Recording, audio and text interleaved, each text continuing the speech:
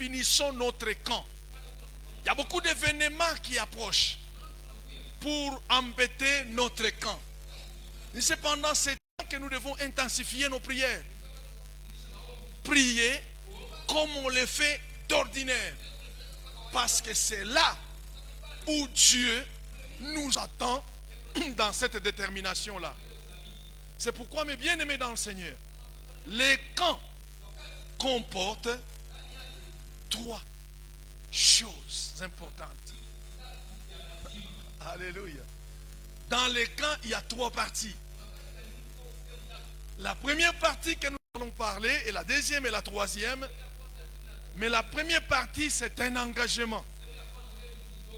Un engagement dans le sens où, parce que vous êtes dans votre camp, vous devez vous engager plus comme au commencement. Parce que les choses vont s'élever pour essayer de bloquer votre avancée. Mais seule la prière et l'engagement nous poussent à briser le glace et à saisir ce que Dieu nous a promis. Amen. Est-ce que nous sommes ensemble? Dans l'engagement, affirme ta détermination à travailler durement pour soutenir cette résolution que tu as faite et surtout te positionner dans la volonté de Dieu. Parce qu'au fait, tout ce que nous faisons, si nous avons fait le pourquoi, nous savons que le seul qui peut donner solution à votre problème, c'est qui? C'est Dieu. Les comment. Nous vous avions expliqué les comment. Et maintenant nous parlons du quand. Dans la lecture que nous venons de lire, la Bible nous dit d'un homme qui a touché son camp. Et cet homme s'appelle Daniel. Daniel, parce que c'est lui qu'on parle maintenant, Daniel avait perdu une bonne partie de son héritage juif. Il a perdu cet héritage. Car son nom avait été changé au profit des noms babyloniens. C'est ce qui a fait perdre son héritage. Eh bien, bien-aimés dans le Seigneur, nous devons comprendre une chose à cela, que naturellement, Daniel, il ne pouvait pas adorer son Dieu en offrant des sacrifices dans le temple de Jérusalem comme le prescrivait la loi. Parce que cet homme qui est juif s'est vu changer son nom. Eh bien, parce que son nom a changé, il ne peut pas offrir des sacrifices dans le temple de Jérusalem. Parce qu'il ne dépend plus du temple de Jérusalem à cause du nom qu'il portait. Cette explication de la parole que nous sommes en train de dire est pareille aussi à nous aujourd'hui. Vous avez fait votre résolution, mais aussi longtemps que vous venez de changer votre nom au détriment du nom du monde, automatiquement, vous perdez l'avantage d'offrir dans les temples du Seigneur. Parce qu'on ne peut pas faire une résolution sans toutefois tenir compte de ces choses. Cette résolution, c'est une résolution faite par un enfant de Dieu. Et cet enfant de Dieu a une appartenance. Mais si cet enfant de Dieu qui a une appartenance, le monde le transporte et le monde lui change son nom, eh bien sa résolution tombe. Est-ce qu'on est ensemble? Le Saint-Esprit va nous aider à mieux comprendre. Parce que la loi stipule, si tu abandonnes Dieu, Dieu aussi. Non, dites bien, si tu abandonnes Dieu, Dieu aussi fait quoi? C'est sans condition. Tu l'as abandonné, lui aussi t'abandonne. Aussi longtemps que le monde t'a donné un nom. Mais Dieu ne viendra pas résoudre son problème il en était ainsi de Daniel. Le fait qu'il portait les noms babyloniens, et alors il ne pouvait pas offrir. Mais néanmoins, c'est pourquoi nous disons par contre, il priait 3 fois les jours en regardant en direction de la terre promise où il avait fondé ses résolutions. Même s'il a changé de nom, mais son caractère, son comportement était juif. Il faisait tout pour plaire à qui? Voilà la connexion qu'il a gardée. Il vivait dans le monde, mais il ne se comportait pas comme le monde. Quand même bien qu'on a changé son nom, mais c'était superficiel. Dans son intérieur, Daniel était juif. Nous vivons dans un monde troublé. Mais ce monde troublé ne peut pas changer notre identité. C'est un endroit que Dieu a voulu que nous vivons. Nous vivons en Babylone, mais nous avons une source de dépendance. Et la source de notre dépendance, c'est qui? C'est Dieu. Le monde ne pourra pas nous aider. Daniel savait que Babylone ne pouvait pas résoudre ses résolutions. Et il en avait plusieurs. Et au fur et à mesure, il continuait à prier 3 fois les jours en regardant à la direction de la terre promise. La direction de la terre promise pour nous aujourd'hui, c'est l'église où nous venons apprendre la parole de Dieu pour la mettre en pratique dans le monde. C'est ici où le Seigneur descend pour nous donner la nourriture qu'il nous faut. Et quoi que nous fassions quoi, nous continuerons toujours à faire des bonnes œuvres parce que nous dépendons de lui. Daniel continuait à faire des bonnes œuvres tant qu'il était à Babylone. Aujourd'hui, beaucoup de chrétiens, il a une résolution qu'il a faite devant le Seigneur et il abandonne à faire des bonnes œuvres. Autrefois, avant de faire votre résolution, vous payez la dîme. Mais vous n'êtes pas encore arrivé à l'accomplissement. Vous avez déjà cessé.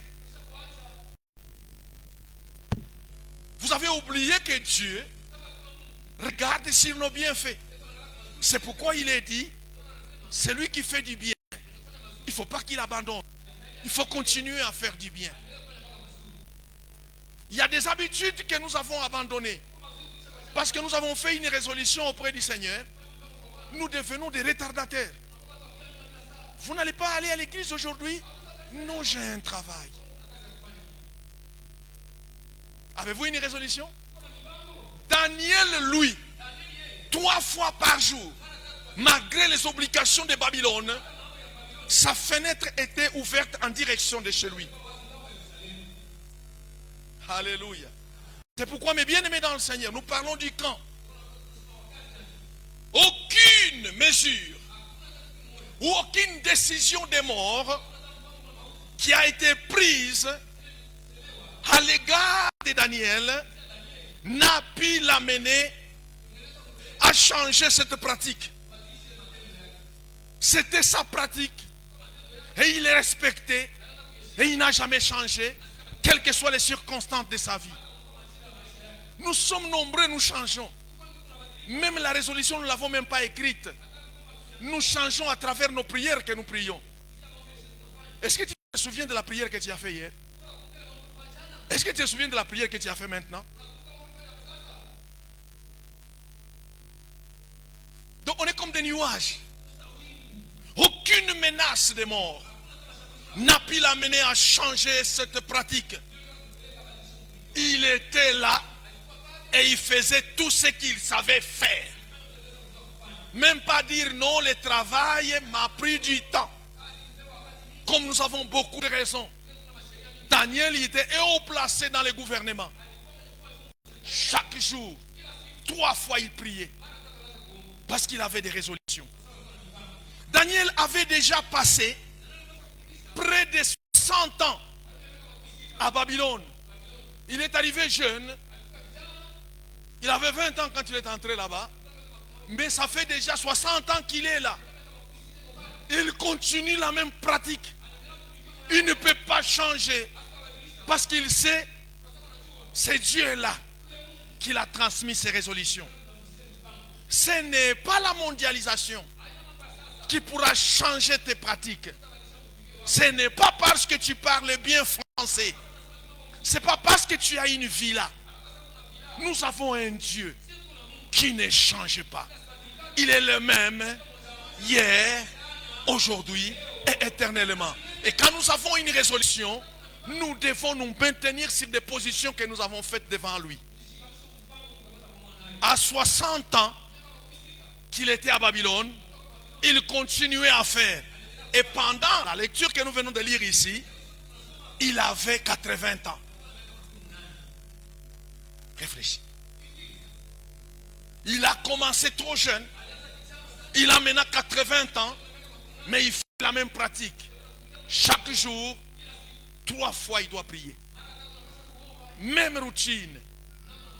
Parce que c'est une fréquence.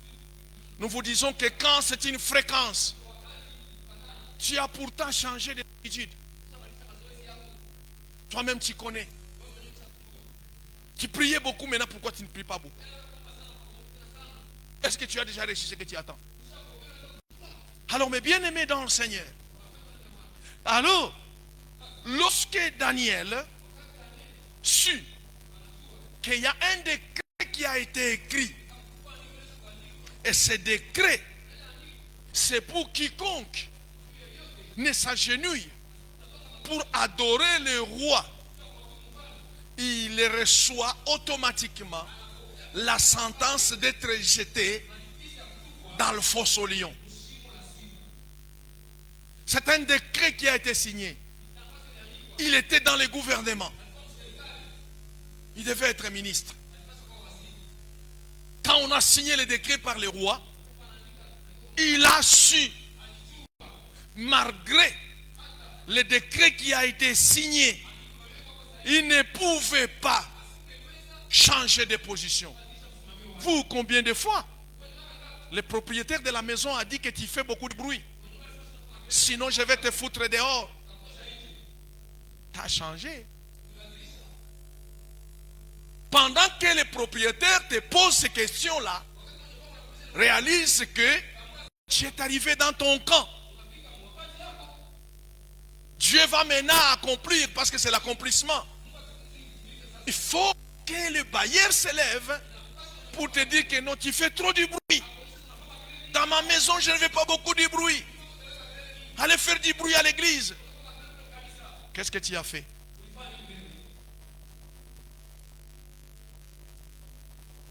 Beaucoup de chrétiens aujourd'hui n'ont pas su définir leur camp.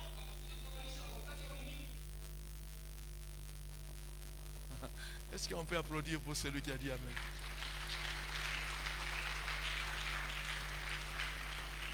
Pourtant, ils savent que mieux vaut la fin que le commencement. La fin n'arrive pas facilement. Il faut un engagement. Daniel comprit qu'on a dit interdiction formelle à quiconque de prier un autre Dieu que celui-là. Mais quand seulement on fait le signe, on donne le go, on le donne le ton, tout le monde doit faire ça. Il a dit, moi je ne peux pas changer. Le décret a été signé, je m'en fous. Je ne peux pas changer ma fréquence à cause d'un décret humain. Imaginez vous-même. Est-ce qu'il faut plaire à un homme ou il faut plaire à Dieu? Est-ce que tu es conscient de ce que tu réponds? Regarde ta vie. C'est ce qui a prouvé que Daniel s'est engagé sincèrement pour l'accomplissement de ses résolutions. Ce n'est pas le décret qui devait l'arrêter. Ce n'est pas la condamnation de mort qui devait l'arrêter. Il est resté fidèle à son Dieu par son engagement. Es-tu fidèle à Dieu de l'engagement que tu as pris devant lui? Pourquoi tu changes comme les nuages? Tu fais plaisir aux gens au lieu de te conformer dans les principes de la parole de Dieu. Ça, c'est le premier point. Engagement. C'est là où nous voyons l'engagement de qui? De Daniel. Et le deuxième point dans notre camp, c'est le suivi. Le suivi. Évalue régulièrement tes progrès. Parce qu'aujourd'hui, beaucoup d'enfants de Dieu, ils n'évaluent pas les progrès qu'ils voyaient dans leur marche vers l'accomplissement. On ne regarde qu'à l'accomplissement. Parce que ça va venir tic-tac. Mais Dieu, c'est un Dieu d'ordre. Alléluia. Notre Dieu, c'est un Dieu d'ordre. Tu dois savoir évaluer. Depuis que tu as prié pour la résolution. Parce que tu as fait une résolution, Seigneur, je veux ceci ou cela. Mais aussi longtemps que tu continues. Et que tu t'es engagé à faire ce que tu demandes, ce que tu as dit à Dieu de faire. Maintenant, c'est le suivi. Ce n'est pas les autres qui vont te suivre. C'est toi qui as fait la résolution qui aura un suivi personnel. Évalue régulièrement tes progrès. Planifie des moments pour revisiter ta résolution.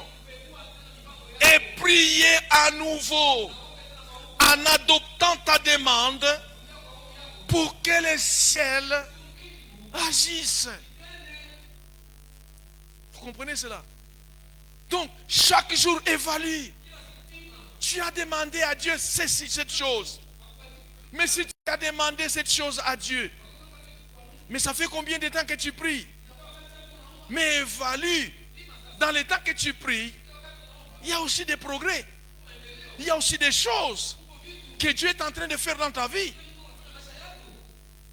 Ça fait partie de ton suivi pour dire que c'est Dieu qui commence, qui fait ces petites choses. Je suis dans la bonne voie. C'est que maintenant je suis dans la fin. Parce que je vois déjà des petites choses qu'il a fait dans ma vie. Vous regardez que non, il faut que le Seigneur me donne la promotion. Il faut que le Seigneur me donne la promotion.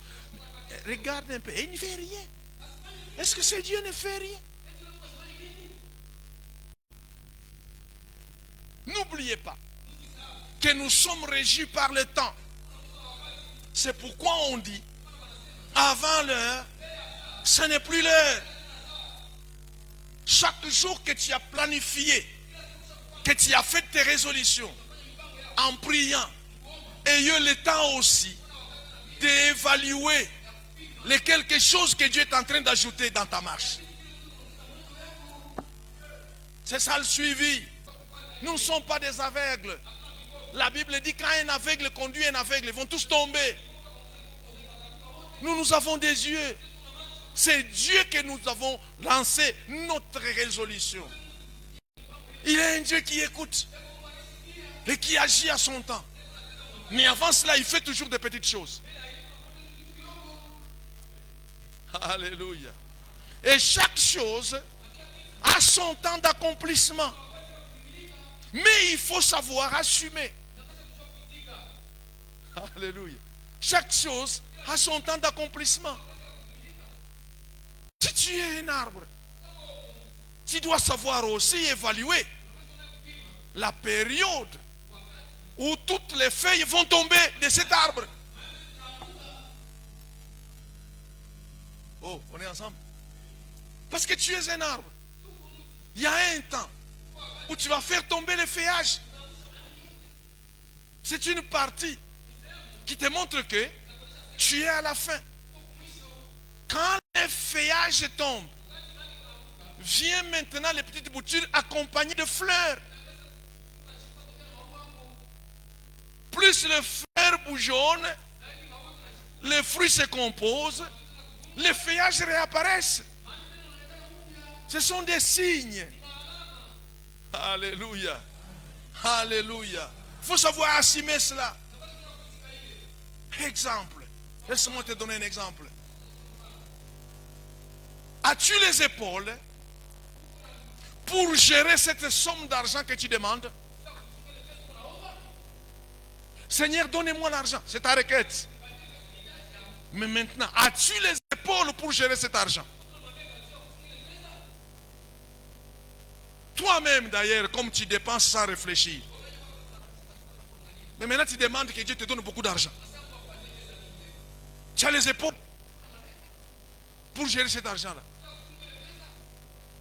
Vous savez, il y a des résolutions. Il y a des résolutions que le Seigneur nous regarde. Et il te laisse faire. Mais à chaque jour, il te montre quelque chose. Pour que tu réfléchisses. Un autre exemple.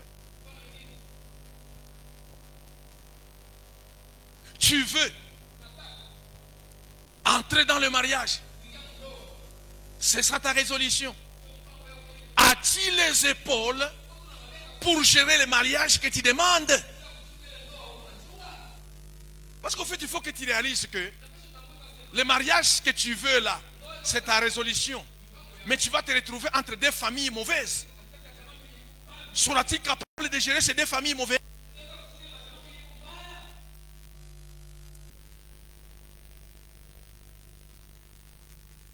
Il faut savoir gérer. Tu entres dans le mariage, eh bien il faut réfléchir pour dire, tu dois t'entraîner tout ce temps ici à gérer les mauvais comportements de la mauvaise famille, de la famille où tu entres. Pour que tu amènes la paix. Et ta famille aussi pour que tu amènes la paix. C'est ça les mariages. Les mariages, ce n'est pas des personnes. Et on n'entre pas dans les mariages parce que la fille est jolie. Et on n'entre pas dans les mariages parce que les garçons ont le moyen. Il faut avoir les épaules. Alléluia. Et ça fait partie des suivis. Parce que si tu n'as pas un suivi dans ton camp là, tu vas te marier après, tu dis j'ai fait une erreur. Et quand tu viens chez moi, je dis j'ai fait une erreur, je dis je te maudis. Tu avais tout le temps, tu avais tout le temps, tu avais tout le temps et le message est tombé. Il faut avoir les épaules. Plusieurs sont entrés dans les mariages parce qu'ils veulent fuir chez eux. Nous avons vu des filles qui ont fui chez elles pour dire il faut que je parte, il faut que je parte. Et partent même sans dire un mot. Mais arriver là-bas, ce n'est pas le rose. Hein? Il faut avoir les épaules. Et ils arrivent là-bas et commencent à crier tout le monde est sorcier, tout le monde est sorcier. Non, tu n'es pas entré dans les mariages pour crier que tout le monde est sorcier. Sinon Daniel allait dire je ne peux pas travailler dans ce pays. C'est un pays de sorciers. Il avait les épaules. On a amené la nourriture. Il a regardé que cette nourriture, c'est une nourriture souillée. Il a dit non, moi je ne mange pas ça. Il a travaillé autrement. Et on l'a fait la faveur. Ça c'est le deuxième point. Le troisième point. Le réconfort et force. Le premier point c'est quoi? L'engagement. Le deuxième point c'est quoi? Le suivi. Et le troisième point et dernier, c'est le réconfort et force. La prière de la résolution peut apporter du réconfort quand on est dans son camp. Quand on est dans son camp, on est fortifié. Parce que nous ne savons pas quand le Seigneur va donner les go. Nous avons marché pendant des temps. Et nous nous approchons à la fin. Et nous savons qu'avant l'heure, ce n'est plus l'heure. Et nous savons qu'à chaque chose, à son temps. Chaque chose a son temps d'accomplissement. Notre résolution est arrivée à notre camp. Mais là, notre prière doit nous apporter du réconfort. C'est à la fin où les choses semblent être un peu dures. C'est à la fin où les choses semblent être compliquées. Mais notre prière doit nous amener le réconfort. Parce que ce réconfort, nous avons besoin dans les moments difficiles. Nous avons une résolution, mais nous traversons un moment difficile. Cela ne veut pas dire parce que nous traversons un moment difficile, nous devons changer nos résolutions. Notre résolution reste la même. Mais la prière que nous devons prier va nous apporter du réconfort. Parce que nous sommes dans les moments difficiles. La prière que nous allons commencer à faire va renforcer notre résilience spirituelle. Renforcer notre résilience spirituelle face aux défis et aux épreuves. Daniel est entré dans la prière. Il savait la suite. Et quand les enquêteurs sont entrés constater, parce qu'il avait ouvert la fenêtre en direction de chez eux, et lui il savait que c'était la fin. Mais quand les inspecteurs sont entrés dans sa maison, il le savait. Mais sa prière lui a donné le réconfort. Il n'a pas paniqué que les inspecteurs sont entrés, parce qu'il était en face d'un Dieu puissant. Alléluia. Il n'a pas paniqué, les inspecteurs sont venus, ils l'ont constaté, ils ont dit, ok, parce que vous savez, depuis le commencement du temps, pour incriminer quelqu'un, il faut qu'on trouve ce qu'il a fait, qu'on lui prenne en flagrance. Ils sont arrivés comme c'est eux qui l'avaient accusé. Ils ont trouvé sincèrement qu'il était en train de prier. Il a dit, voilà, nous sommes venus te voir parce que toi, tu as dit que tu vas faire ce que le roi a dit, mais maintenant regarde ce que tu as fait. Mais dans sa prière, il a reçu le réconfort. Il n'a pas résilié face à ces défis, à ces épreuves. C'est pourquoi quand nous lisons au verset 22, Daniel dit, quand on lui a dit maintenant c'est fini, tu es condamné à mort, il n'a pas revendiqué.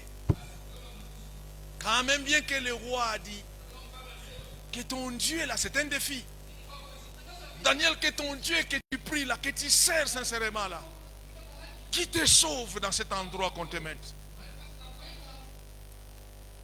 Alléluia.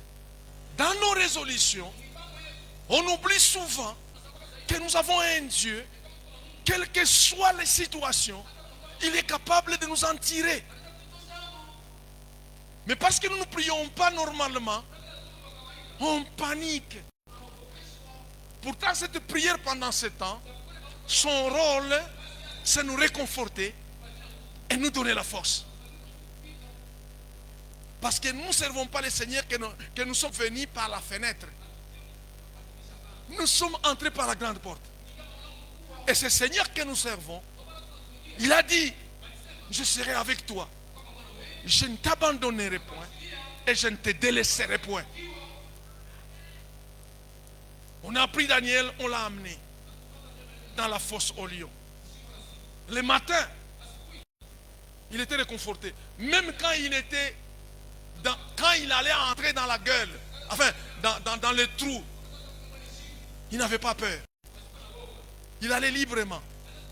Parce qu'il savait que si c'est la volonté de Dieu, les lions vont le dévorer. Mais si ce n'est pas la volonté de Dieu, les lions ne lui feront rien. Face à ta maladie, comment est-ce que tu pleures? Tu as cessé même de pleurer. Oh Jésus. Tu commences à pleurer. Oh maman. Parce que tu n'as pas une prière qui te réconforte. Tu n'as pas une prière qui te donne la force. Daniel, en attendant la voix de son roi, il dit, roi, mon Dieu a envoyé son ange et fermé la gueule des lions qui ne m'ont fait aucun mal. Alléluia. Il lui a dit, parce que lui-même il était réconforté, il n'a même pas paniqué.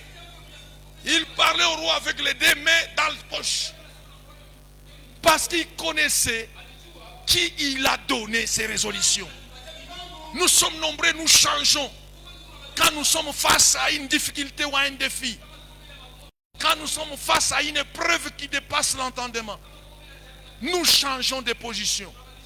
Combien de gens, ils étaient au bout de recevoir ce qu'ils attendent de Dieu, mais on les a induits en erreur. Ils sont allés chez les devins.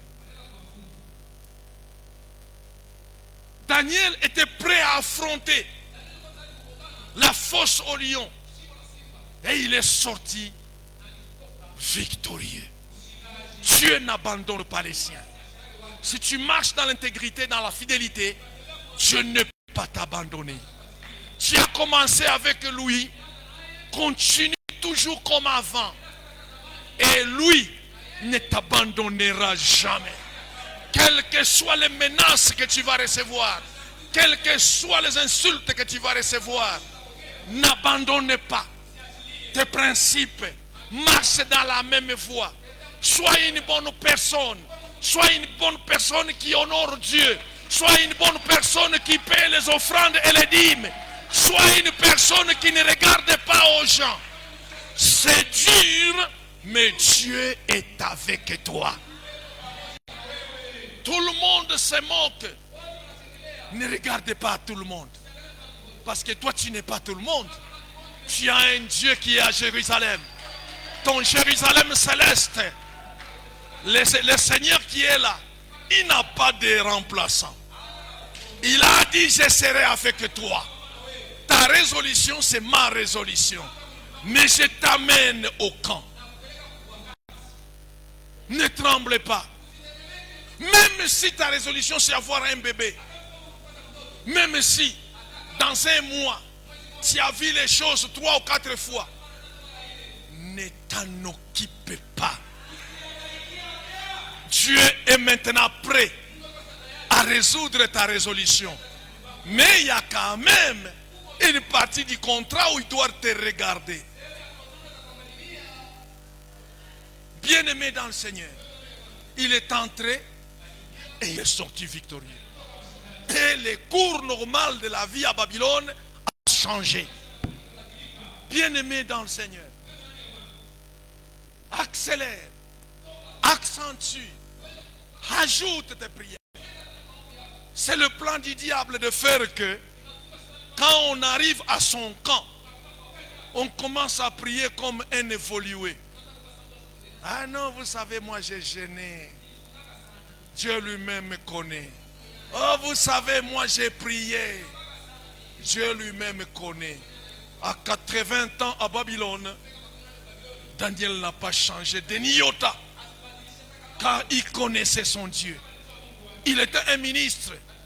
Bien sûr avec des gardes-corps s'il y en avait à cette époque.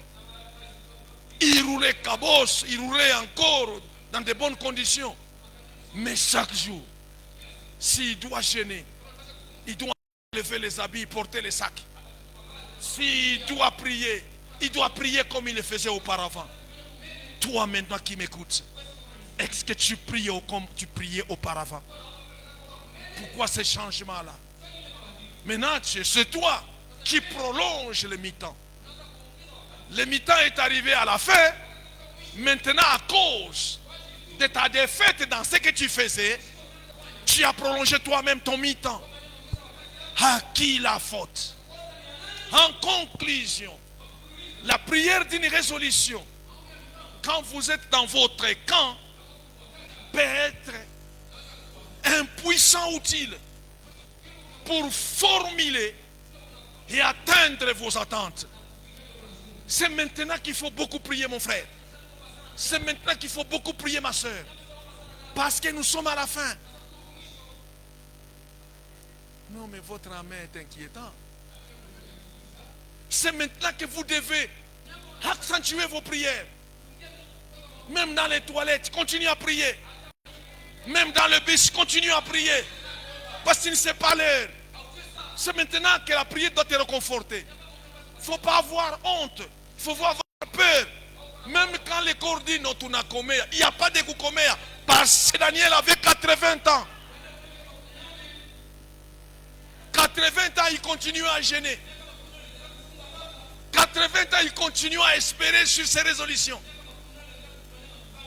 Et toi, tu es dans ton camp, tu as lâché. Mais pourtant, la prière dans notre camp, c'est un outil puissant. pour nous pousser à atteindre vers nos attentes. Nous devons maintenant clarifier nos motivations pour que le Seigneur nous dise que c'est vrai. C'est comme ça qu'il avait dit il y a 5 ans. C'est la même chose qu'il fait maintenant. Écoutez, ta résolution dans le plan de Dieu peut être de 5 ans, de 3 ans, de 2 mois ou d'1 année. Mais cela ne veut pas dire que plus tu as traîné dans ta résolution, plus tu vas changer la procédure. Continue à te battre. Continue à prier. C'est à la fin où Dieu veut nous voir qu'il a affaire à un homme compétent. Alléluia. C'est là où tu dois clarifier tes motivations. C'est là où tu vas encore formuler tes intentions claires. Mais surtout, tu dois maintenir ton ouverture d'esprit sur le timing de réponse que Dieu va t'accorder.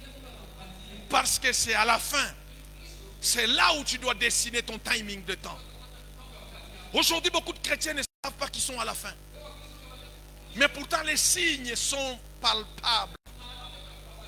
Si tu sais qu'autrefois tu chantais beaucoup, et que maintenant tu sens que tu as la fatigue de chanter, tu es arrivé à ton fin.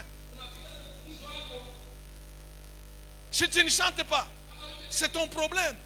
La Bible nous dit, Daniel a commencé à prier 3 fois et il louait le Seigneur.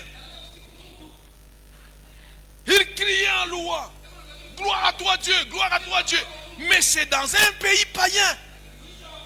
Les voisins sont des païens. Les domestiques sont les païens. Les bonnes sont les païens. Il s'en fout. Il honore son Dieu. Que le Seigneur bénisse sa parole.